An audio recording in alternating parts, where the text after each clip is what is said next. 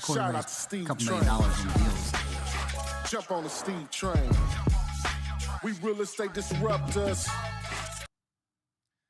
Hey everybody, thank you for joining us for today's episode of Real Estate Disruptors. Today we've got Calen Pearson with ZoomOffersNow.com. Now Caleb flew in from Charleston, South Carolina to talk about how he's doing almost 100 deals per year. Now I am on a mission to create 100 millionaires.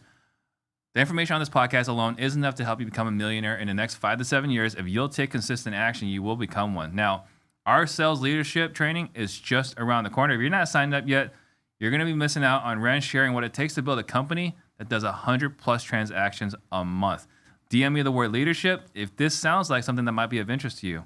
Now, this show is brought to you by our sister company, InvestorLift. Get access to 2 million cash buyers across the country. Go to InvestorLift.com, put in Disruptors, and you'll get 10% off. Now, if you get value today, please tag a friend below. Share this episode right now. That way we can all grow together. And don't forget, we do have Pardon the Disruption tomorrow and Certainty Talks the day after that. Now, this is also a live show, so please ask your questions for Caleb to answer. You ready? Yeah, bud, let's do it. Thank you for having me on. Oh, it's my pleasure. It's actually my honor. I've been looking forward to this for a while. So first question is, what got you into real estate? You know, I graduated college, moved down to Charleston, South Carolina. I sold timeshare for like a month and a half and did really well at it. And I had this lady come in as one of the potential buyers, and she goes, no. You don't need to be doing this. So she kind of wrote me in and took me to a friend who was a high-producing real estate agent. Yeah. And then I started cold calling for her. She gave me the phone book or some cold leads, and all I did was just call down lists for months at a time. And then once I got my first deal done, I was hooked. So timeshare. So you went to college. I went to college. I had a job lined up in Raleigh, but I moved to South Carolina for the summer and did timeshare I was going to do it just for the summer. All right, it was just a little side thing, get a little extra income. Yep. It was just my summer gig, but it was good money. It was really good money. How was the training? Fantastic. I mean, the sales training's so good. They teach you how to ask all the right questions to where you basically put somebody in a box and they cannot tell you no. Their only way of getting out is to say, I can't afford it, which they've already prepped people, and people have filled out forms so they know what these people's income is, so they know that's a lie. So it's really, really good sales training. It's like a really bulletproof, like you can't screw up the sale. It is some of the best sales training that I've been through in any profession. So I'm asking this because I actually do share with some people that are like, we're talking about sales training and we do that. And I was like, if you want to experience sales training or if you want to experience sales, like high quality sales, go to a timeshare. Because I went to one with my wife in Hawaii many, many years ago. Yeah. And I asked her, like, do you want to be the good guy or the bad guy? Because I knew it was going to be a quality, sales appointment. Yep. She's like, I'll be the bad guy. I said, okay, I'll be the good guy. Whatever. Yep. And that's actually part of the sales training of the process. They ask which one of you guys had that conversation. Oh, really? In there. Yeah, I'm telling you, like they beat you to every punch before you even give them the objection. And then you get to the end and you know what they make and you know how much they spend on travel, and it just makes no sense to say no. So that's why all your friends end up walking out buying a timeshare. Well, I told my wife, and she's like, she's going to be the bad guy. So we get to the end. I was like, well, what do you think? And she's like, I want to do it. I was like, all right, let me stop this right here. Like, she's supposed to be the bad guy. We're not buying this. Yeah. Right? Well, it looks sexy. It looks great. There. Yeah. But, I was a realtor, so I was like, I feel bad for wasting your time, but, we're trying to get the luau thing. Yeah. And she's like, don't feel bad, honey. I closed 2 out of 3. It's like, wow. Yeah. It's crazy. Yeah, and it's good. It's good money. So, like, what kind of money we're talking about as far as like a timeshare? I think my first month I made like $18,000. But right out of college, that's kind of a lot of money. Yeah. Probably a lot more than you were planning on making with your other job. Yeah, and sometimes I heard some of the managers tell people things that I didn't really agree with or knew weren't totally true. So there was a little bit of a boiler room feel. Yeah. I felt a lot better about myself selling real estate. Yeah. So this other lady comes in and like pulls you out. Like, was she actually there for a timeshare or was she there to recruit? She was there just as a potential client. Okay. And then introduced me to this lady. It's just funny how introductions happen to other people, to other people. And then this has ended up being what I've done for the last 10 years. So you started cold calling. So how long ago was this that you transitioned from timeshare to cold calling for real estate? It was about 10 years ago. 10 years ago. Yep. Okay. And then so you start cold calling. Like, who are you cold calling? Expired listings for sale by owners. I listened to every like Tom Ferry, Mike Ferry coaching YouTube video that you could watch. Got pretty good at doing that. And that's how I built my entire retail business, was off of just beating the streets. Calling for listings. Correct. Yeah.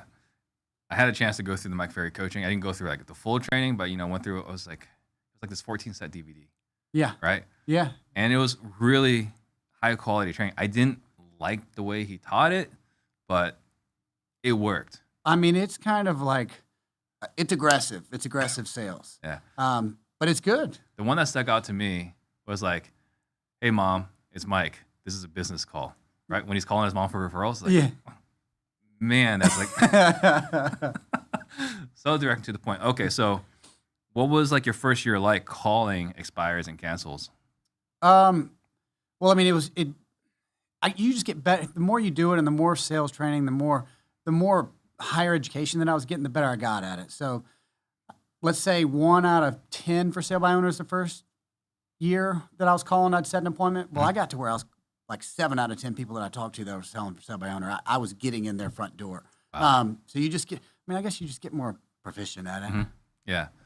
So were you going then? You were cold calling. Were you then going out there as a listing agent? I was setting my own appointments, running the appointments as a listing agent, taking the listing. Okay, so you were joining someone else's team. Correct. And you were basically the cold calling, booking your appointment, going out there, getting the listing. Correct. You're handing it off, or you? Were... Yeah, we actually she had a staff on the back end that was coordinating the pictures and getting it into the MLS and doing all that, like a listing coordinator. So in your first year, how many deals did you do? Say 60 to 70, somewhere in that range. Really? Yeah, it was a pretty good amount. Now I had heard that would go on the appointments with me when I first started, which if I didn't have that, I would have missed some of those listings. Yeah. So I mean, I had a good mentor. Yeah. Well, that's awesome. Yeah. So when then did you start buying houses? So that was back in 2012, 13, 14, kind of at the bottom of the market. And I'll tell you, it was one deal that got me into the investment side. I had an expired listing. I talked to the guy, and he said it was listed, I think, at 200. And he said, "Man, just get me an offer. I don't care what the offer is. Just get me an offer, and I'll look at it." Mm-hmm. So I knew one investor in town that I called, and I said, "Hey, man, this seller's super motivated. What can you pay for it?" And he said 100. So I'm thinking, there's no way. There's absolutely no way this guy takes it. So I called the guy back and said, "Yeah, my investor said I'll pay 100." And the guy's first response is, "How quickly can he close?" So I'm thinking, there's no way this guy's taking this. The guy and called my guy. He said 10 days. We closed it and called the other guy back. He said, "I'll take it." Made him a quick, probably 50, 60 grand in profit, and I made $3,000 in commission. Yeah. So I was sitting on the wrong side of the table in that scenario, and I just told myself, like, I'm never doing that again. Mm-hmm. So then I figured out who's flipping houses or who's wholesaling and how are they doing it across the country at a high level. And just I always go to find the best coach right off the rip if I'm going to build a business. So you go in there and so the guy makes 50, 60K on this deal. Yeah. You're making $3,000. $3,000. Like, did you like cold turkey change, or you're like, or this is like, it's like percolating in your brain for a year? Like, what was the transition? No, I immediately went and found a coach or a mentor that was flipping homes and just started picking their brain while I had my retail business still going. Because our retail business still grew for another, call it 5-6 years. But then we built the fix and flip wholesale arm side by side with it. At this time, were you still on the other team, or were you your own team? I had started my own retail team, so I branched off from the lady that brought me under her wing. Okay. So I had that team going, and then I had to figure out how to build a wholesale fix and flip business that wasn't based around me being that person running the appointments. And so you were still cold calling at this time? A little bit, but not as much. I was more of like overseeing the teams. Okay. So you got the retail team. Yep. And then you got this house buying team. Correct. Now, when I started this podcast years ago, my vision, right, was like to take the realtor community and the wholesaler community and like kind of like marry this like the two communities, right? Yeah. Because it just makes sense. And what I figured out after a month and a half is this marriage is never meant to be, right? Realtors kind of judge the wholesalers, and wholesalers kind of judge the realtors. Yeah, I and would I'd love say to get your take on this. 90% of realtors don't know what a wholesaler is. Yeah. And then wholesalers don't think that realtors bring much value. But really, I see, because you've sat in both seats, Right. you understand the value that both of them could bring each other if they would work Yeah. in cohesion, but it just nobody's figured it out. Like oil and water. But our team, I mean, it's awesome because the wholesale team, if they can't go buy the house and sellers just want retail price, then they just flip it over to the Right. retail team and they list it and everybody's happy. Yeah, they just pitch a softball over there. Correct. I mean, it's a solution for the sellers, and then we Right. win either. I don't care which side. I mean, I prefer them sell us the house. But. So you've been, I mean, you're a top producer, right? Like, have you gotten any pushback, blowback inside your realtor community for the fact that you buy houses? No, and we market to the agents across the market at least once a month, whether it's through text or through email blast, saying that we're out there ready to buy houses. And I mean, we have some of the best deals we get are from real estate agents. So talk to me about that marketing message. How are you connecting with realtors? Because right now, realtors are getting blown up, right? Yeah. I mean, there's people out there, you know, Ryan Zolan, who's someone who's here. He's teaching people how to buy houses from realtors, Yep. right? How, like, what is your messaging when you're talking to realtors? Yeah, so we do it mostly through the Zoom Offers app, which I guess we'll talk about here in just a few minutes. Yeah. But we're just emailing them saying, hey, guys, we're sitting on some cash right now looking for a deal. If you have any highly motivated sellers or any houses that need work, we'd love to get you a number on it. I mean, Yeah. As simple as that. And we're buying, I'd say, between 2 and 4 from agents a month. Wow. Okay, so what are those? Are there like rebuttals? Are they receptive? Like, what is like the mix of conversations you're getting from realtors? A little of both. I mean, Yeah. you know how it is. Some agents, you get the few people that say, oh, you guys are a bunch of sharks. What are you just going to send us a bunch of lowball offers? And then you get the other people that say, hey, I have this listing. These sellers aren't motivated, but I've got another guy that we're going to be putting his house on the market next month. He doesn't really want to put it on the market. It needs X, Y, and Z. Can y'all come make an offer? Yeah. And then we go provide that seller a solution, and that agent gets paid. Okay. So you said you went out and sought a mentor to help you build out this house buying arm. Yep. What was like that transition like from when you put your flag on the ground? When was it approximately? Probably 4 years ago, Okay, so I'd say. you put your flag on the ground, like we're gonna start buying houses. What was Yeah. that progression like? Was it like instant success, or what were some of the challenges? Well, I guess it was probably 6 years ago. So I got into Collective Genius, fortunately. I knew somebody that was in Collective Genius, which is a mastermind that we're both in. Yep. Probably before Jason should have let me in. It was back when it was not, it's way harder to get in now. Yeah. But we were doing 200 retail transactions a year and had kind of dabbled in a few flips. Yeah. So I talked to my buddy that was in there, and he talked to Jason Medley, and Jason Medley let me in. And that was just like the gasoline to the fire, because everybody in that room's doing what? 50 plus? A lot more than 50 plus. Yeah. I'm one of the small fries in there. Yeah, I would say the smallest guy in there might be doing 50, Yeah. up to what, 600 to 1,000, some of those guys. Yeah, I think there were multiple guys doing 400 plus transactions. So it was awesome. I mean, I got to go sit in a room with those guys and tell them, I'm just getting started. What would you do? And they're like, here's my direct mail piece. I would send this. Here's what the text message software we use. Here's the CRM. I mean, they just threw up everything that they've learned for the last, call it 15, 20 years. Yeah. And just let me run with it. I'm a good implementer. So all I did was just copy everything that they did, implement it, and then we've run with it. Yeah, I'm thinking right now there are some guys in there that are doing 1,000 plus transactions a month. It's crazy. Yeah. I mean, there's some, I'm one of the small fries in there too.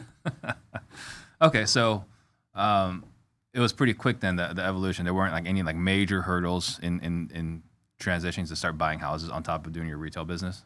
No, I mean, it's pretty similar. And if you know how to run a business, the retail business wasn't a whole lot different than building the wholesale fix and flip business. Well, and that's the reason why I'm trying to like marry this community. It's just like we're all doing the same thing. We're just marketing it differently. Yeah. Well, good luck. Yeah, I've given up on it. But, Yeah. but that was the original intent. Okay, so at some point along the way, you became the #1 RE/MAX agent in South Carolina. Yeah. Talk to me about that. That was just from just brute force. And then we brought in additional salespeople over time, and just I taught them exactly what I did. Here's the scripts. Here's the people I called. Here's how we do it. And then we just got highly productive. Yeah. Was there something you did differently? Because like as a new real estate agent out of real estate school, right? Everyone's promising everything. Yeah. Right? Like what did you do in recruiting to separate yourself from every other real estate team that's recruiting? Well, I hired my brother, my cousin, their friends, and they kind of just saw my growth pattern. And they saw that what I was doing was working. So they didn't give me a whole lot of pushback. I mean, pretty much the first few people that I got on our team, if you told them to do something, they didn't ask questions. They just would run through a wall for you, which was awesome because then they saw quick success and they told friends, and we didn't really have great hiring processes. We just brought on whoever would come on at the time. Obviously, we've refined those over time, but that's it. And then here's how we do it. And we get people ramped up. Most of our guys are doing 10 plus million right out of the rip on their first year. Wow. So you didn't have to really recruit too hard. It was just like, we have success, and people are like, Caleb, I like what you're doing. How can I be a part of this? Correct. That's exactly how it's going. I mean, that is a way to market. That was kind of how we grew our brokerage initially. Yeah. Now, at some point, I closed my brokerage down. What's the story with your building your team and the brokerage and so on? Yeah, so I've never closed my brokerage team down, but I own a RE/MAX franchise that I bought 8-9 years ago, I guess, and we kept it for about 6 years, and then we sold it. It just wasn't making any money. There isn't a whole lot of money, as you know, in owning a brokerage. Right. The money's in selling real estate. Yeah. So it just, the amount of time and the amount of risk that was involved with it just wasn't worth it. So we shut that. Well, we have people that reach out to us from time to time, and like, hey, I heard you have a brokerage. Like, what do you recommend? And I always just tell them, don't. What do you say? Don't. Build a sales team. Yeah. But I'm just a big proponent of building a business that's based around the lifestyle that you want. Sure. And if you want to build a brokerage with 100 agents, you're going to go ahead and forfeit a lot of your quality time. Yeah. Well, let's talk about that. So what is the lifestyle that you're trying to live, and then how did you build a business to support that? Yeah, so it used to be just run 80 to 100 hours a week as hard and as fast as I could go. And then strategically over time, I've gotten into a couple different other masterminds that have taught me how to build a business around my lifestyle. So adding people, quality people in certain positions in each business, that gave me a lot of time back. Buying the apartments has given me a kind of a safety net that has helped me not have to work as many hours and as hard as I was running for so many years. And just building all of our teams with really good people has been probably the biggest key. So number one key, if you're trying to build a business that supports your lifestyle, is the people. And hiring good A players, putting the right people in every seat in each business. Okay, so how do I go about hiring A players today? Like I'm telling you, like I'm actually, in the market potentially for a COO. Yep. Right? So I'm telling you, Caleb, I'm looking to hire a COO. How would you counsel me? Yeah, so you have to have a process, obviously, when you hire someone, especially hiring someone at that level. Yeah. I'm not a huge fan of like Indeed and hiring through that or any of the job sourcing. I like hiring a headhunter to go find somebody because the best quality of person that you're probably going to find is already working somewhere else. They're not unemployed. Yeah. So I like the headhunter process and let them go find you good quality candidates. But then it's still up to you to put them through a process to bring the right person on and then onboard them the right way too. Because you might get the right person and then you might not be organized when you onboard them and they, like a COO type person, he doesn't want to come into complete chaos. Yeah.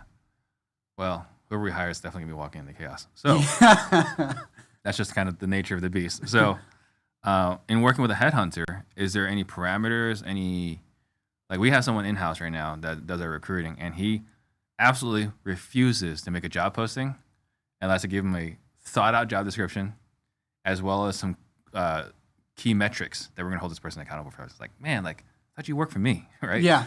But what is the core communication like with your headhunter?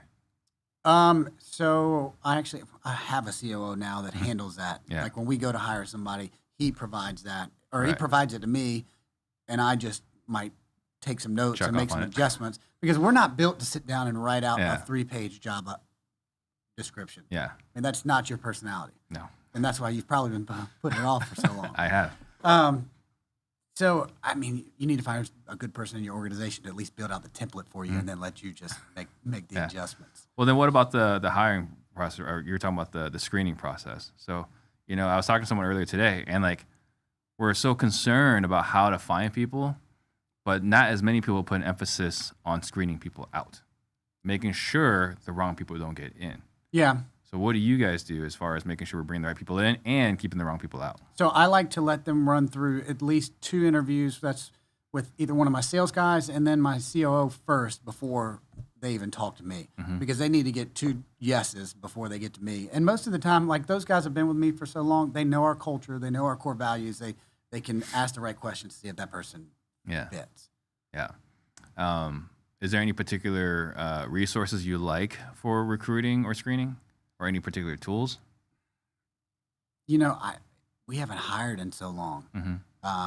That was just what we used to do, and we would just either bring in a headhunter or my COO was taking care I mean, of it. like truthfully, like at least you'll go and meet with them. Like I removed myself from even meeting with them because I'm just a rubber stamp. Like I just like we have the expectations, we use PI, we use the interview questions, this and that.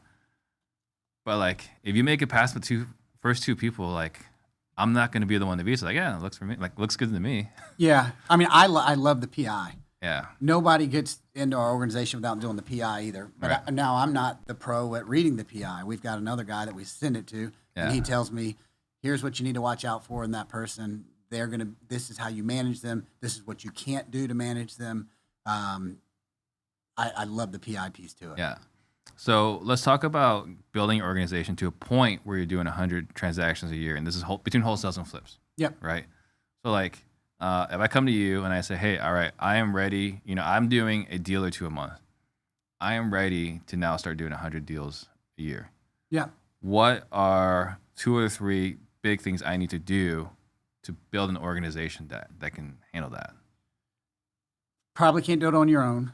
Mm-hmm. Or you won't have a lifestyle. So make a hire, and it's probably going to be, that person's probably the salesperson, and then your first hire is probably going to be some sort of administrative person that can handle everything on the back end. But to go from 2 a month to call it 8 to 10 a month, it's mostly going to be marketing, as you know. Yeah. So is there a couple of pieces of marketing you like better than anything else? I love direct mail. Yeah. I know you guys. You said y'all aren't even doing direct mail, but you're in a way different market than we are. Too. So we love direct mail. We've used Investment Machine for a very long time, and it's been great. It's just we got punched in the mouth pretty hard in the middle of the year, so we kind of scaled back. Yeah. So direct mail is your favorite piece. Yeah, and I just think just from what I'm seeing through Collective Genius, some people swear by it, and then the people that are in the huge markets, they don't swear by it. Mm-hmm. I guess it's just because there's so much competition. Yeah. Well, I mean, I know someone in my market that does really well with direct mail? With direct mail, right? So obviously he's doing something right. Yeah. So it's not that it doesn't work, but I mean, we just kind of had this, again, gut punch. I should kind of show you the board, right? Like we got properties that we're flipping, and the question isn't like, are we going to lose money on it? The question is, how little can we lose on these flips? Okay, so marketing, you think is the biggest thing? So, I think ramping up marketing is the easiest way to go from 2 to 8 to 10 a month. Yeah, and so that makes total sense. Now, a lot of times people are talking about scaling, right? Like it doesn't seem to be the buzzword today, but it was a buzzword. It seemed like 6 to 12 months ago. When the wind was at everybody's back. Yeah. Yeah. Right. And so money like, was just flowing out free of flowing. everybody's ears. Yeah.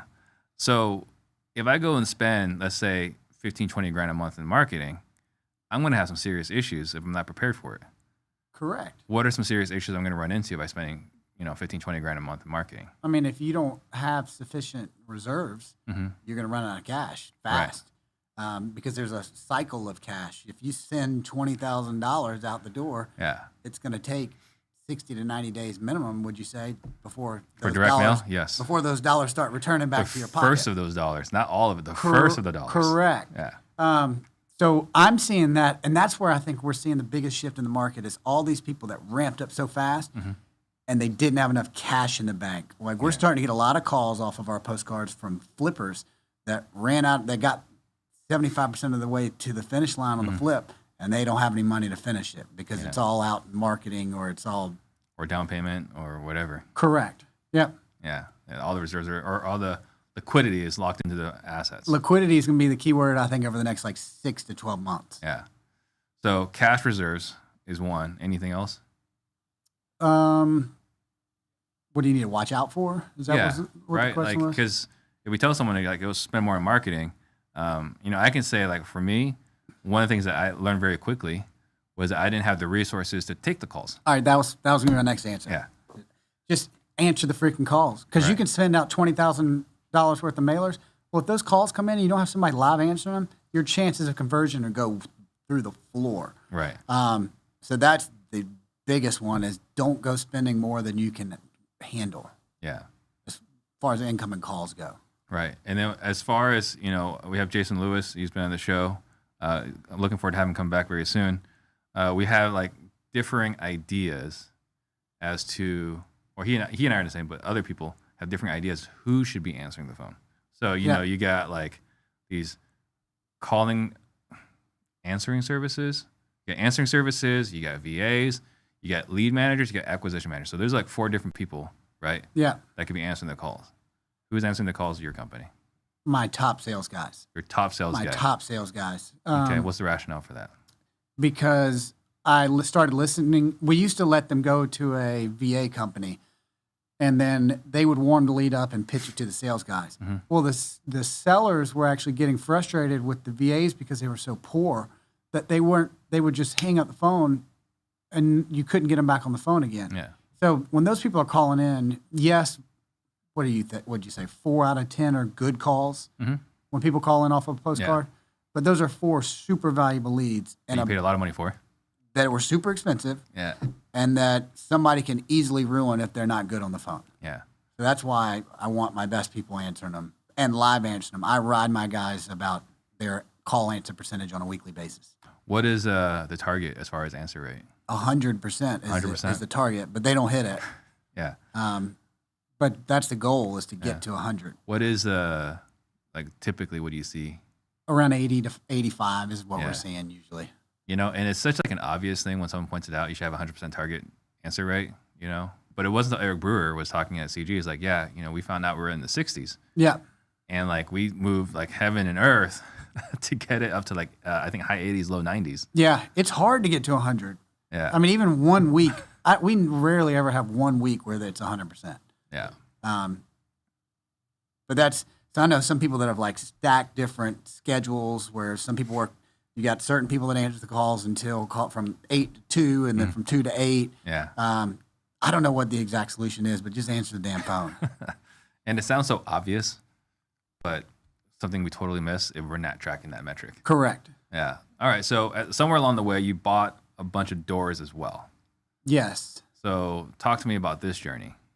So that was another collective genius-driven move. Tim Bratz and Corey Peterson, who both of them, they were in the group, and I was kind of looking around and saying, all right, who's got the best lifestyle in here or quality of life to where they don't seem like they're just grinding away. Yeah. And they were 2 of them. So all I did was... Both do seem pretty relaxed. Yeah.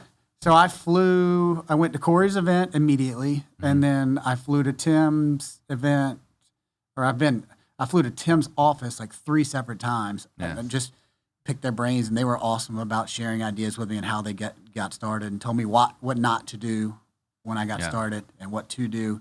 And within about 2-3 years, we picked up a little over 300 doors. Wow. I actually had a chance to go through Tim's course at some point, or his event. And it's crazy, right? The things you don't even realize are that you talk about, there's what you don't know, and there's what you don't know. And you hear his nightmare stories, wow, there's a lot that can go wrong if you're not aware of the upcoming challenges. Yeah. What were some of the biggest challenges you faced when you first started buying doors? I didn't realize, not to get political, but I didn't realize, like, I'm not buying any more blue states. The eviction laws are tough.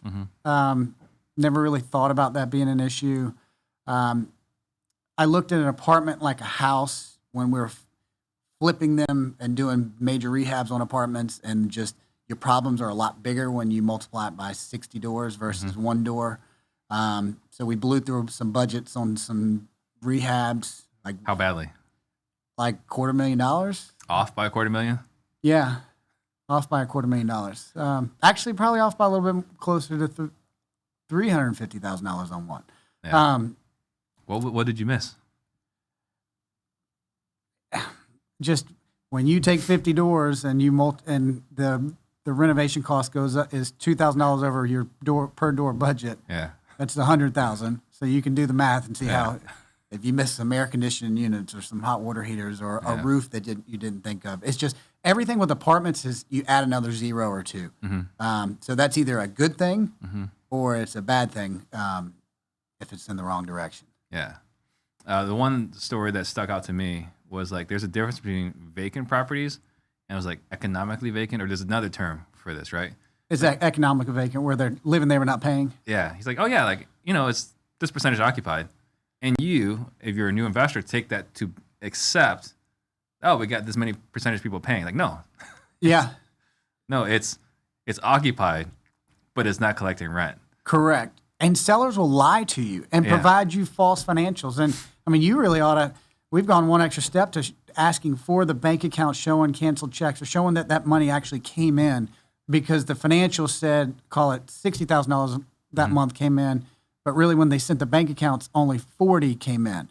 So that's just, and then you go and you buy a property based on those numbers, and then you realize you just bought a problem. Yeah. Have you bought any problems?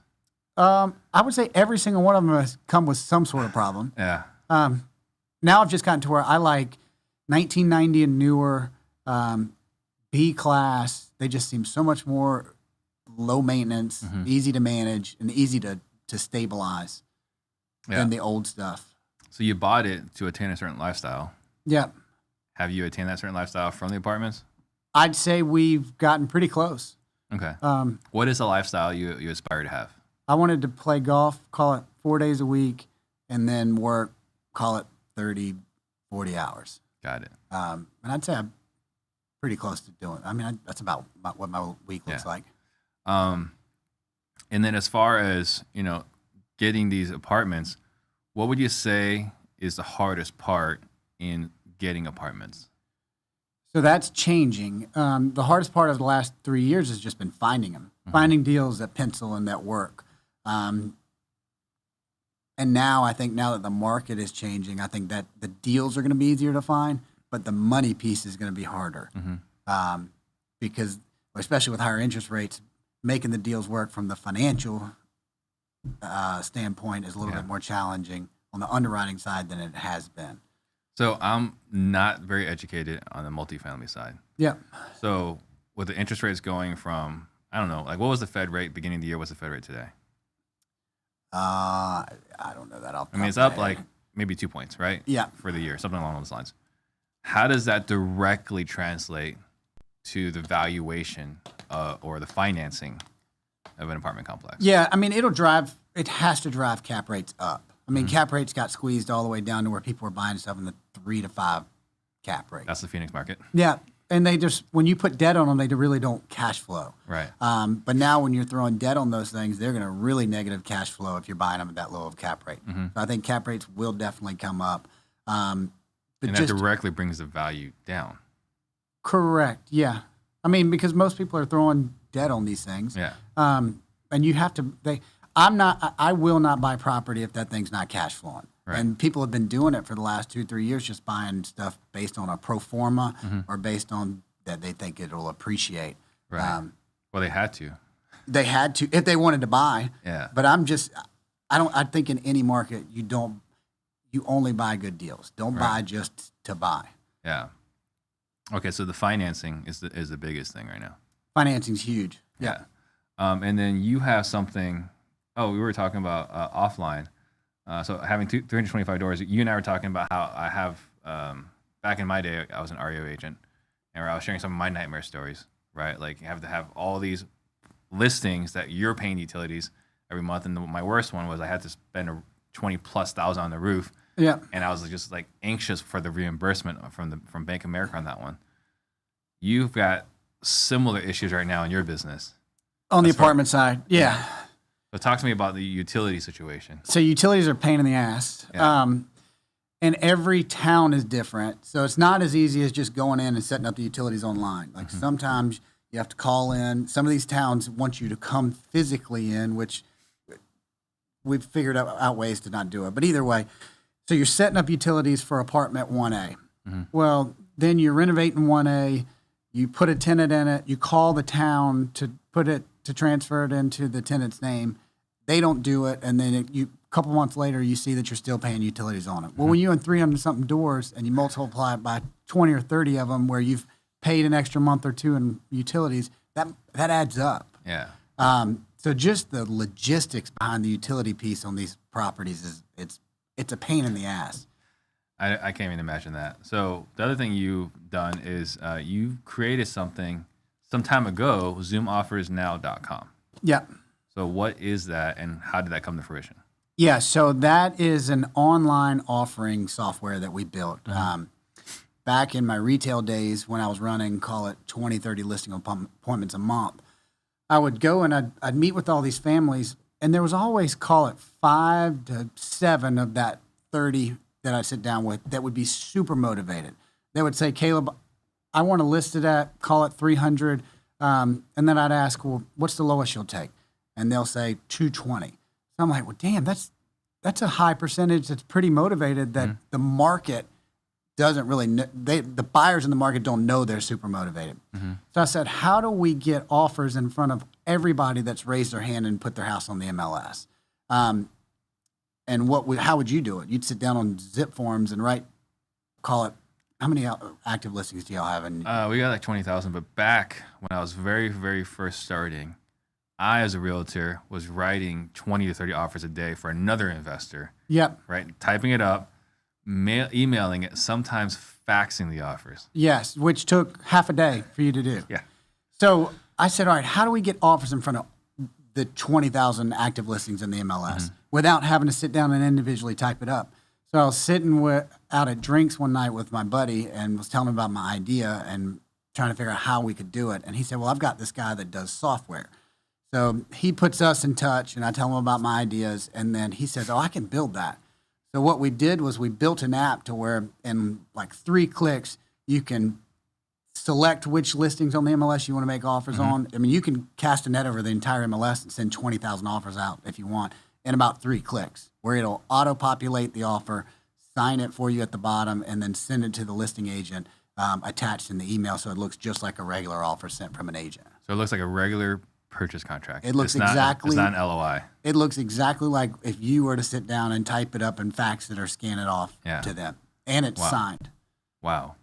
Okay, so I could just look at these.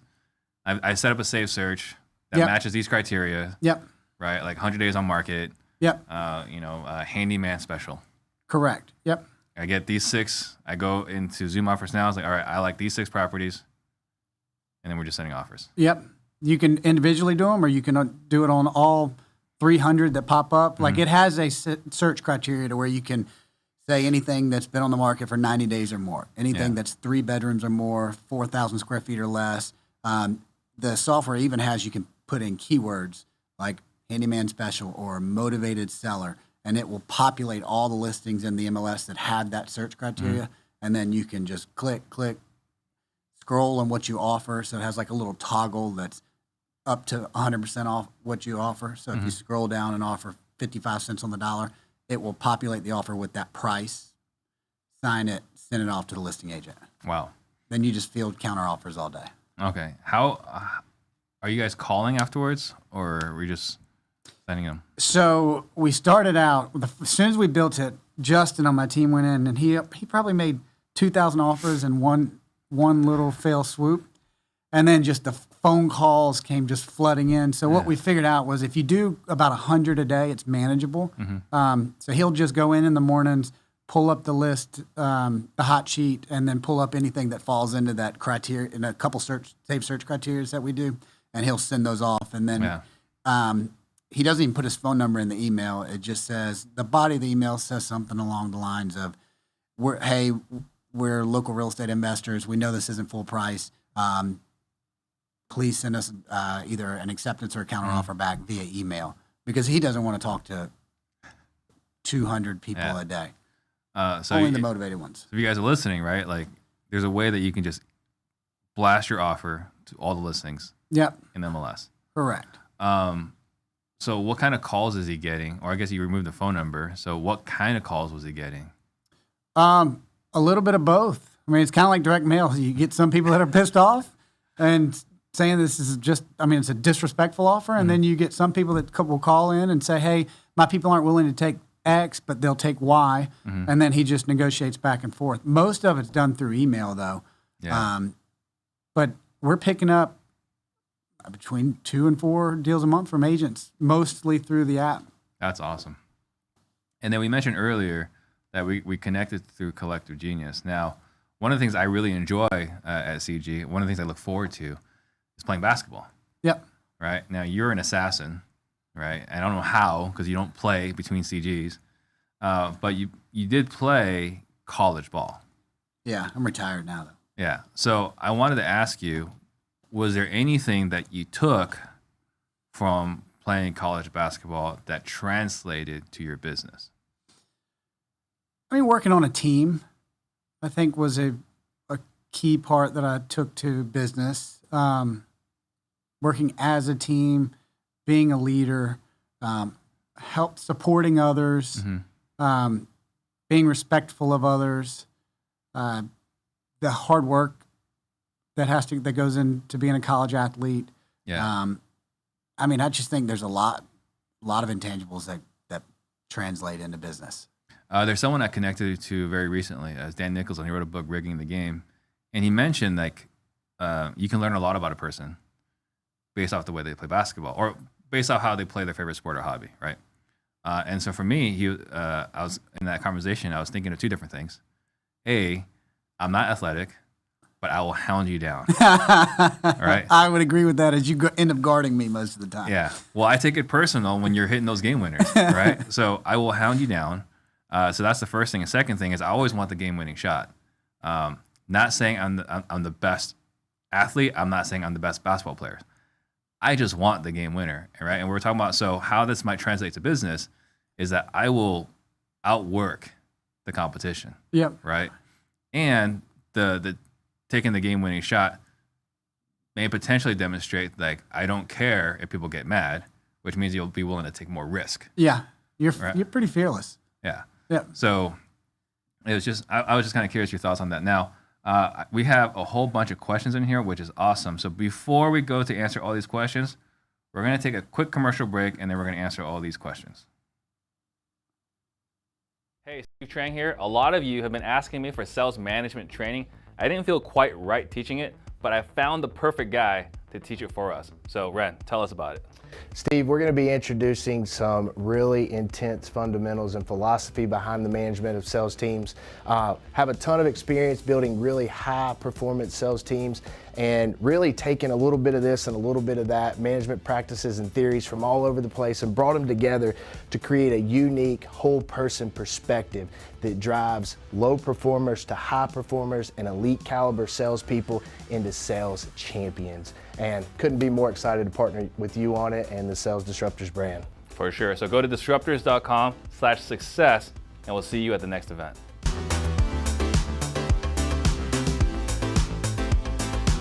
Hey, Steve Trang here. A lot of you have been asking me for sales management training. I didn't feel quite right teaching it, but I found the perfect guy. So one thing you and I were just talking about. Tell us about it. Steve, we're going to be introducing some really intense fundamentals and philosophy behind the management of sales teams. So one thing we were talking about was you have the ability, you've added new, or maybe upcoming in Zoom offers. Yeah, we're adding that feature. Yeah, adding the feature. What is that newer feature? Yeah, so we're adding the feature to where are we live? Yeah. Yeah. Oh yeah, sorry. So we're adding the feature. So right now the app sends offers to all the agents. So it's pretty much only making offers to the active listing agents in the market. So agents that have active listings. So I said, all right, well, how do we touch every agent in the market that has a real estate license? So the app you'll be able to send just a blanket email out to the entire agent list. So like how many agents are in Phoenix? 10,000 plus? I think it's 40,000 plus. 40,000 agents. So the app already has perfect data because it's pulling from the MLS. So it has their email and their phone number. Yeah. So the app will be able to send out once, twice a month, as often as you want to, one blanket email. Then you can just say, hey, first name, I'm sitting on some cash right now looking for an investment property. Do you have any listings either on the market or coming up where sellers are motivated or the house is in disrepair? Yeah. There's no way that doesn't pick you up deals. Yeah, with 40,000 agents. There's just no chance. That's awesome. Yeah, I'm looking forward to that. So there's some pushback here. Someone was saying realtors don't provide much value, neither do wholesalers. You want to add your opinion on that? I mean, good. It sounds like their mind might be set already. Yeah, good real estate agents don't provide any value. And then, wholesalers that back out of deals and don't fulfill what they tell you they're going to do, and they don't end up closing the deal. Yeah, they don't provide any value either. But you can't tell me that we haven't helped families get out of situations that needed quick cash or just did not want to go through the whole home sale process. Yeah. Well, I would say, realtors are not that valuable if you look at them in the way that the industry, or not the industry, the general public looks at them, right? Because the general public thinks all a realtor does is put the house on MLS. Correct. Take pictures, right? Yeah. And if that's the perception, if that's what you think realtors do, then that's not really that much value. You can do that with software. Yeah. Right? But navigating out of a sticky situation, being able to negotiate, I would argue today is very different than it was just a few months ago. I actually had Matthew Potter. He was on the show, I want to say about a month and a half ago. And he coined this term. I don't know if it's going anywhere else. He called them COVID realtors, right? These are all the realtors that got started around COVID. Yeah. Right, using that stimulus money to go to real estate school. Well, they had it great for 2 years. Yeah. They can't negotiate worth crap because they haven't been through a market where you actually have to negotiate. There was no negotiation. Everything was as is, and you pretty much take it the way that it looks, or you're not buying it. Exactly. So I would challenge. There's a lot of interesting situations that I would believe that realtors do provide a lot of value, but if it's just putting a sign in the yard, definitely that is not where the value comes from. Agreed. Robert is asking on Facebook, how can you close 2 out of 3 timeshares? So I can't answer that question, but what would you say, additionally that we didn't cover, really helped you become successful when you were selling timeshares originally? It just came back to good teaching and good sales coaching. Mm-hmm. Everything that I've ever done at any sales organization, whether it's the retail side, timeshare, or the wholesale side, I would always go find the best person in that office or the best person that I could find to teach me what they're doing, and then just copy exactly what they did. Yeah. So now I think once you got and showed success, I think in that organization, they started feeding me the best leads that came in too, right, and the most qualified buyers that came through those doors. So that helped I'm sure that helped my numbers. Probably did. Now, we're talking about sales training, so I've had the honor to work with you guys and your team as far as the sales training for buying houses. Yep. So, I talk to people, they're like, well, I don't really need sales training, right? And you've seen it from I love this, right? From the timeshare side, from the cold calling expired side, and from the buying houses side. Talk to me, like, why do you invest in sales training?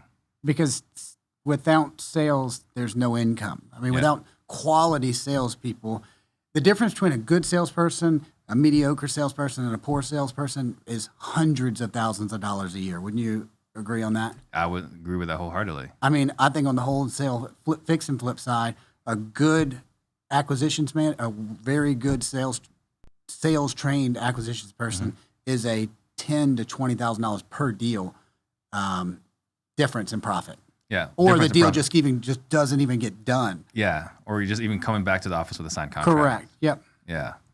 So let's see what here. What does he do in his systems to make the point of lead discovery through conversion an ultra efficient process. What is in between that process? So, so lead discovery to conversion. So I guess, talk to us about, when you're running an appointment, what do you do to go from the discovery part to getting a signed contract? Most of our deals are coming from direct mail. So call comes in and it's through CallRail, so it's all recorded. Live answer, like we talked about. They go through a script. That we use your script.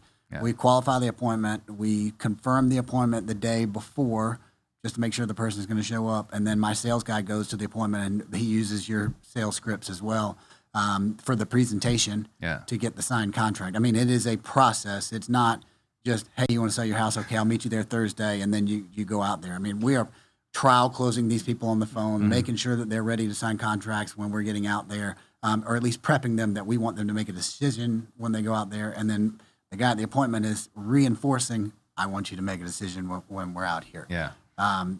So just building a sales process. Yeah. Let's see what else we have here. I don't understand some of these questions here. So real places, you're saying, does he reorganize, segment, or what are his segments? So if you can just ask that question a different way, real places. The other one was, if you were to be consulted by Dan Kennedy, how would you describe and define his segments? So I'm not sure what segments means. Maybe by marketing? I don't know that I understand that question. Yeah. I do love Dan Kennedy, though. I do love Dan Kennedy. His books are some of my favorites. So let's talk about how Dan Kennedy's made an impact for you and your business. The No BS Time Management book is probably my favorite. That guy's just ruthless in the way he does everything. So that basically taught me how to prioritize my day and not chaotically just put out fires all day long. Right. So being proactive about my day, I'd say that was one of the biggest things from that book. And then the No BS management, I think it's ruthless management of people. I think he's a little bit more of a beat your employees over the head with a stick than hang a carrot out in front of them. Yeah. But I definitely picked up a couple good nuggets from that. I mean, I've read probably 6 of his books. My favorite term from the No BS Time Management book was time vampires. Yeah. Right? These people would just come in and just suck the time out of you. Yeah. I think that I've had multiple people ask me, like, I want to get better at marketing. I was like, oh, well, then you need to just go review all Dan Kennedy stuff. But make sure you leave your credit card in a place that you can't access it, because the guy is the absolute best when it comes to marketing. I mean, he'll tug at your heart and you'll want to buy. Yeah. In his books. Yeah. Yeah. So the joke I've made is, like, treat anytime you're watching Dan Kennedy material almost like you're going to a strip club. Like, you cannot access any of your capital, because you'll want to buy whatever it is he's marketing. That's true. So Lotto on YouTube, if your primary marketing channel was taken away and you had to pick up a new one, which would you pick up? Interesting question. So it's been direct mail for so long. And we talked about our Zoom offers. So it was interesting with Zoom offers. So Zoom offers worked really well from like 2014 through 2018, I guess were the years that we had it, when there was a lot of inventory. Well, then the inventory fell off the cliff in our market. I'm sure it did here too. There was just nothing on the MLS, so buying on the MLS stopped. Yeah. But now it looks like our direct mail is dropping down. Our response is dropping. So now we're having to go back to the MLS. So I like going to the MLS and to the realtors in the market. Yeah. And the agents' incomes are getting whacked right now. So they're motivated as heck to put deals together. Yeah, and that kind of goes back to the COVID realtor thing, right? Like, if they're used to selling 2-3 houses a month without doing anything, and now it's taking like 60, 90 days to sell one property, they're a little more motivated, maybe even more motivated than the homeowner. Correct. They're definitely more motivated than the homeowner. Yeah. In a lot of situations. And they'll take the homeowner and throw them under the bus. I mean, not all real estate agents work in the best interest of their clients. No, not at all. And another question from Lotto: would you ever develop commercial from the ground up? I wouldn't by myself. I would find somebody that's done it before me that's very good at it and partner with them first before I went that route. Yeah, that's a great point. And then if you couldn't do real estate anymore, what business would you start? A sales training coaching business. Come at me. Let's go. I'm just kidding. But is there another business that you find fascinating? I think if I couldn't do real estate, I think I would maybe back into basketball of some type. I'd love to work for like an NBA team or something. That'd be fun. Yeah. Yeah. I mean, again, like playing basketball, like I enjoy going. There's you, there's Leon, there's Jimmy, right? So for the guys that don't know Jimmy Vreeland, he was on part of the Disruption last week. And there's more guys. Santini, yeah. Right? There's a bunch of guys. It's a lot of work to keep up with you guys. Yeah. All right. How do you incentivize your salespeople enough to stay with you and not run with your systems? Which is, I think, the greatest fear we talk about, with our sales leadership. Step 5 is retaining the talent. So how do you retain top talent? I mean, just creating a good culture in the office. Mm-hmm. We compensate them very fairly. Like most of our sales guys they're highly compensated. Yeah. Could they go off and do it on their own? Yeah, they could, but not everybody's built to go build a business, as you know. Some people are just very good salespeople, but that doesn't mean they can go be an entrepreneur and actually build a business and take the risk of sending $20,000 of marketing out a month to not know that money's not coming back. So I just don't think, I've never really gone at it with a scarcity mindset, concerned that people are leaving, and have always just tried to treat them right, pay them right, and knock on wood, they've stayed. What do you? I was looking at $20,000 a month. What do you guys typically spend a month in direct mail? About that. About that. Yeah. Are you guys doing TV at all? We're not doing TV. Yeah. And then let's see what else is there. Rephrase. Each seller must fall into a segment. What segments has Calen defined such that his correspondence communication is more relevant? So I guess how do you segment your audience, your targeted audience, as far as maybe direct mail? I mean, we buy all of our lists. Mm-hmm. We buy Richter's list, which is Audantic, and we just mail them. Yeah. So. And we have strategies in how we mail them and when we get the leads and how many times we hit them, and they're scored. I mean, there's definitely a process to it. Yeah. But that'd be a whole podcast in itself. You want to give a high level? What are 1 or 2 things you do with that list? Mail it, text it. Mail it, text it, call it. Mm-hmm. But we're not big on cold calling like we used to be. We need to get back to it. Well, our team's doing really well with cold calling. They're enjoying it. And then we saw Jesus post this morning. Did you see that in the Facebook group? So Oklahoma City has passed some legislation to have their own local TCPA compliance, which could be a real thing across the country, right? Yeah, that'd be a problem. Yeah, I mean, because Oklahoma City was one of the first markets to require some sort of regulation. I think they have to be a licensed realtor, right, to wholesale in Oklahoma City. And so they just passed something where it's, I think they called it mini TCPA. So it's like $500 for an infraction or something along those lines. I think I just moved markets. Yeah. And then Brian's asking, could you share some samples of your postcard marketing? So I mean, how different is it than what you see as far as like, Investor Machine or Yellow Letter? Right. It's just one of their templates. Yeah, I think a lot of people try to overcomplicate this, but really it's just doing it. And doing it consistently. I think what people do is they send it out once, and then if they don't do a deal from it, I mean, we have plenty of weeks where 5,000 mailers go out and we don't get any return from it. Yeah. But we do it every single week with the same amount, and we track it. How many calls are coming in? And it used to be 1% was kind of the rule.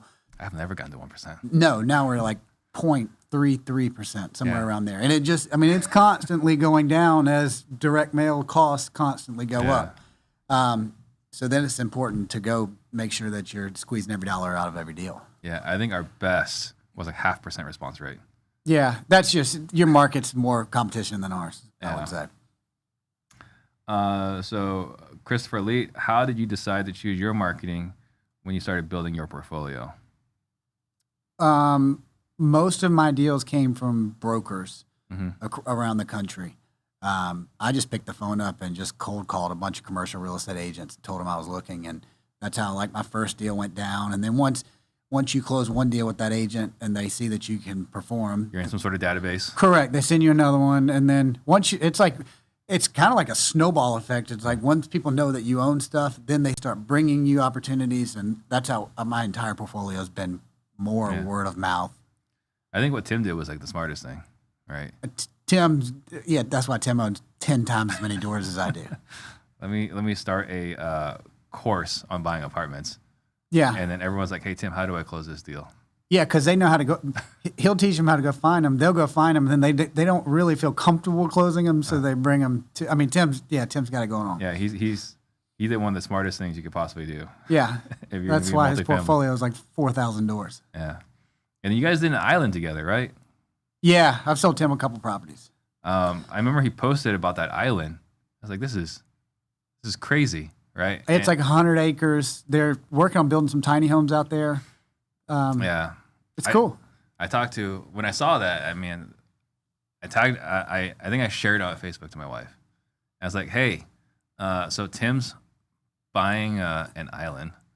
I want to get in on this. And she's like, for what? So we own an island. Like, there's not much For an ego play. It's not a sound business decision, right? It's Yeah, just but like- they're trying to turn it into where it'll cash flow with all the little tiny homes out there. yeah, well, that's smart. And he's going to do masterminds out there. It's cool. It's a cool spot. Yeah, but you were involved in that somehow. I was a real estate agent in the sale of that one. Yeah. Got it. How was the due diligence on that thing? I wasn't a whole lot of help for the guy that said real estate agents aren't helpful. He has his own due diligence team Yeah, in their office, and they did most of it. yeah. I can't imagine this is not simple. Like, hey, why don't you go, check the plumbing on this property? No, it's more like calling the town and figuring out what can be put out there and what type of hoops they're going to have to jump through to build out there. Yeah. And Christopher Lee is someone that we do a lot of running together, but since I started playing basketball, I haven't been running so much. And then Khalil, what would you suggest is the best way to get started for a beginner wholesaler with a low budget? I know I'm sitting here self-promoting Zoom offers, and that's only $500 a month, where you know how expensive direct mail is. Yeah. Direct mail, you can easily get up to 20. I mean, we have friends that spend over $100,000 a month on direct mail. Yeah. But for $500 a month, and you're on, I can't guarantee you're going to do a deal, but if you use it, you should do at least a deal a month from it. Does that come with MLS access, or I mean, it's just $500 It just a month? pulls It all just pulls from the MLS. That's crazy. But that's worth $500 just to be able to email all the agents in the market. yeah, I mean, to get quality realtor data, it's hard. Super hard. Yeah, so that's a no-brainer. Let's see what else we got here. This is a question that if you don't want to answer it, you don't have to. Do you ever intentionally direct mail a seller who's listed with a realtor? No, Yeah. not There's- intentionally. And then all of our postcards say if your home is listed with the licensed agent, this is not to solicitate your business, not to solicit your business. So someone that mentored me, I never did this, but someone that mentored me is like, why wouldn't you mail to everyone that's already listed with the realtor? They've already raised their hands, and all you have to do is just put that language there. I mean, that's technically your loophole. I never did it. I thought it was clever, but I did not have the cojones to I've never done it. to go to war with the realtor community. So You want to make them your friends. I'm exactly. telling you, you want them on your side, not your enemies. So what are you excited about for? I mean, I know we still got a couple more months this year, but what are you excited about in 2023? I think distress is going to go up. You think so? I think so. I think it's going to be a tougher year on the retail brokerage side to actually sell homes. I think there's going to be less transactions in the markets. Oh, it's gonna be significantly less. Yeah, transactions. a lot less. Yeah. So I think you're going to see a lot more sell. As you see all the inventory start stack up, I think you're going to start seeing a lot of people get desperate and start unloading some stuff at prices that they shouldn't, which will in turn maybe drop some prices down a little bit. Right. It's kind of like this vicious cycle where if we just don't participate in it, you'll be fine. But somebody's gonna participate, and it just keeps going down. Correct. Yeah. And the PPP money and the idle money is starting to run out. I think I don't think it started there right now. I think it's ran out. I think you're either going to get your ass kicked from it here in the next 12 months, or I think there are going to be some people that build big businesses and capitalize on the opportunities. Well, this is the kind of market where you can like make a name for yourself. Is not the right word I want to use, right expression I want to use, but like you can really like create your opportunity in this market. Yeah, you can separate yourself. Separate for sure. yourself. That's what it is. What is your why? My why is really just getting quality time. And you asked where I want to go with things in my business and my weekly schedule. My why is just being able to spend quality time with who I want, when I want, with my family. And then how do I build businesses that support that? Yeah. What is your biggest struggle today? Man, I feel pretty blessed. I don't have a lot of terrible struggles. I'd say I've got some challenges with some of these big apartments and the renovation projects on some of them. But I mean, they're a blessing just as much as they are a struggle. Yeah. How much cash do you typically have to raise to take down an apartment complex? Usually 20%. Yeah. Well, more like 30% because you're going to want to raise the renovation money too. Right. Just depending on how much it needs. And like your typical apartment, like how much are you buying it for? Most of my stuff's going to be between $1 million and $5 million. Okay. So I'm not doing like the huge deals like Corey and Tim are doing. Yeah. So like $300K to maybe $1.5 million. Which is pretty easy to raise. Yeah. Yeah. Okay. How do you stay motivated? I've had a number that's I want to make X amount a month in passive income, and I'm not to that number yet. So that's kind of been like the carrot hanging out in front of me. So you're an entrepreneur. One thing we tend to do is move the goalposts. It'll get moved, I'm sure. Yeah. Yeah. So do you believe like when you get there, you'll be able to be content? Probably not. Yeah. No, and I'm a rabbit chaser. Yeah. I'm going to chase the next shiny object, even if I get to that number. Right. I'm not sitting at home doing nothing. Yeah, and that's the biggest struggle we all face. How do you measure success? Quality of life. Yeah. Do you have any kind of like targets, metrics at all in saying like, you know, I mean, it sounds really crazy, right? To like scorecard your life. Yeah. But is there anything that you look for to like, give you an indication you're doing the right thing? I don't know. I mean, I don't want to tie it all to financial. Right. I really just want to get to where I can, again, do what I want, when I want, with who I want. And I'd like to be able to take not only my immediate family, my wife, my 2 kids, but like be the provider of fun for my brother and his wife, or my parents, my in-laws. Like that's when I know I feel like I'm winning, when I can take them to go do fun things and experience things that they haven't been able to do. Yeah. Speaking of your wife, you know, I was giving you a hard time because you've never won a belt before. I have not won a belt, and she has. And she has. Yeah. What were some eye-opening things from her winning that belt for you? Actually, before we do that, what is winning a belt? Oh, so at Collective Genius, everybody does a presentation, and then the best presenter for that particular event wins like a wrestling belt. It's the trophy for that event. We all want it. Well, you've won. I know we all want it. We all want it. I've never won it. You've won it how many times? Just once. Okay, you've won it. So she came to me and she said, "Hey, Caleb, I've got this kind of on my heart. I want to speak at this one."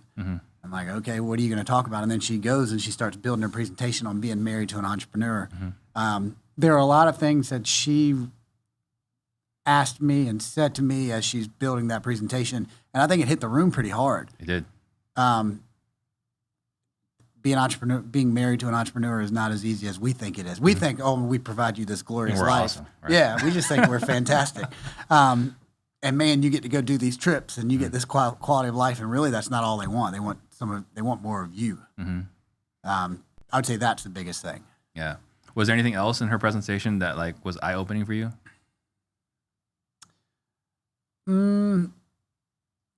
I would say the biggest was that she just wanted more of me, and that she wanted to actually know more about the business and be more involved than I thought she would have wanted to be. Right. There was one note I took from her presentation was to go back and evaluate, what the spouse needs to feel safe. I believe it was like, what is the number in the bank account or something along those lines to feel safe. And then having an open dialogue about the progress in that, right? Because otherwise they're operating in the blind, in the dark, and there are no good thoughts when we're operating in the dark. Correct. Yeah. What is your superpower? I'd say delegation. Yeah. I'm pretty good at delegating, like figuring out which direction we need to go and pitching it. Yeah. Would your team feel that you're great at delegating? They probably don't appreciate as much delegation as I give. So yeah, I guess that's the answer to that one.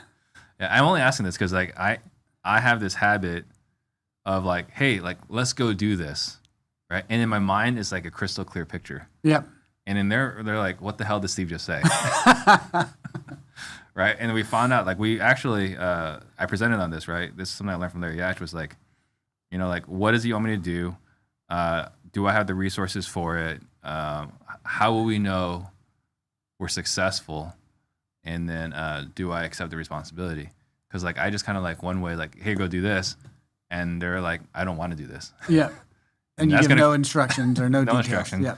All right. We talk about, what was it in Rocky Field, right? Like the classic visionary. Yeah. Yeah. So, okay. And then what is the greatest lesson you've learned? Ooh, the greatest lesson I've learned from business? In general. I'd say the greatest lesson I've learned is don't burn bridges. Yeah. And treat people how you want to be treated. And I think that would that's the gasoline behind building a great business. Have you seen this? I guess when you're bringing this up, like, is a situation where you've done it on accident, someone's done it to you, or you witnessed it? A little of everything. Yeah. I mean, I used to be quick to snap and burn a bridge. Like if I thought somebody crossed me, I thought there was always only one side of the story. Mm-hmm. I never really looked at it as how they looked at me or how they looked at how they've helped me grow or helped me do this for so long. Mm-hmm. I've always thought about it as like, I did this for you. I did this for you. And then just, you're dead to me. Mm-hmm. And I'm just not that way anymore. I try not to burn any bridges. I burnt bridges in the past, and it just, there's nothing that can win from burning a bridge. Yeah. You never know when you'll need those people again, or you'll never know when they may need you. Yeah. Have you seen it cost you opportunities? I mean, definitely. Yeah. Yeah. I've had people reach out to me. They're like, "Hey, we love what you're doing. We'd love to be involved in this. Help us promote this." And I go back to like, "Do you guys remember like 2 years ago when this went down?" Yeah. And they're like, "Oh." It's like, "Yeah, so I'm good, thanks." Yeah. Maybe I should be a little more forgiving, but I have a really long memory. Yeah. What is your favorite, best, or most interesting failure? My most interesting failure? Mm-hmm. That's a great question. I mean, I'd say my biggest business failure was we flipped a house and lost like $150,000 just because we didn't manage the contractor right. We didn't manage. I mean, everything was mismanaged throughout the whole process. The purchase price, the resale price, the contractor. We got stuff stolen. I mean, just everything could have gone wrong, went wrong with that one deal. And we put in safety precautions going forward to avoid one of those your issues. earlier deals. Yes, it was like my fifth deal. Yeah. And there's something I had posted about it in the CG group. I don't know if you saw it. We're talking about, like who we're going to sell to, who is the avatar we're selling to today, right? And I put one of the things in there is like, I was that green buyer who grossly underestimated repairs. Yeah. Who had no experience dealing with contractors or subs, but expected to make like 20, 30K on a flip. So was that kind of like... That was pretty much what happened. Yeah. Yeah. And then I don't like to go now. I mean, I can easily go out and find a buyer like that to wholesale a property too. I could easily sell something to somebody that I know they would pay X price, and they're going to turn around and lose money, but they'll never come back to me ever again and buy. Right. Goes back to the burning bridges thing. Correct. So I would rather treat them as I would want to be treated. Tell them, here's probably where the numbers are going to fall. X, Y, Z. You run your own numbers, but this will make money. Because I want my people coming back and returning and buying from us. Absolutely. That's a great point. And then what book have you gifted more than any other? How to Win Friends and Influence People. Yeah. Definitely. What is it specifically about that book that reaches out to you? Because I know you really focus on sales, right, and communications. And yeah. So what is it about that book that really resonates with you? It just really teaches you how to build relationships with people and be more inquisitive about that person and truly care about what's going on in their life. Yeah. Talk twice as much or listen twice as much as you talk. Perfect. So I'm going to make a couple of quick announcements. So think about what you leave the listeners with, and then we'll leave you with some final thoughts. So guys, if you got value today, please like, subscribe, share, comment. It helps us reach more people. And then we do, again, have our sales leadership training next Friday and Saturday. If you're interested, DM me on Instagram, the word leadership. And then we do have Partner Disruption tomorrow and Certainty Talks on Friday. And next week, we got Landon and Jesse Boakley, who also do a lot of MLS deals and are flipping very well in Vegas. They'll be coming in next week to talk about their journey. So what are last thoughts you'd like to leave all the listeners with? It could be a tough next 8 to 12 months. And I think a lot of people are thinking that. Don't quit. You may take some losses here over the next couple months. If you bought some bad deals here in the last 4 to 6 months, it's coming. But just don't let that discourage you and don't quit. Yeah. Do you find, again, going back to your basketball career, that this grit thing is kind of something that was ingrained in you? Or I think you're born with it. Born with it? Yeah. Yeah. So, yeah, everyone, don't quit. Do not let this market discourage you. If someone wants to get a hold of you or connect with you, how's the best way for them to do that? I'd say just email me. Yeah. Yeah. And your email? It's Caleb, CALEB. Then it's C as in cat, P as in Paul, team, TEAM as in man @gmail.com. So it's calebcpteam@gmail.com. All right. Perfect. Thank you so much. Cool. Thank you for having me on, bud. Of course. And I'll see you guys all next week. Shout out to Steve Trang. Jump on the Steve Trang. We real estate disruptors.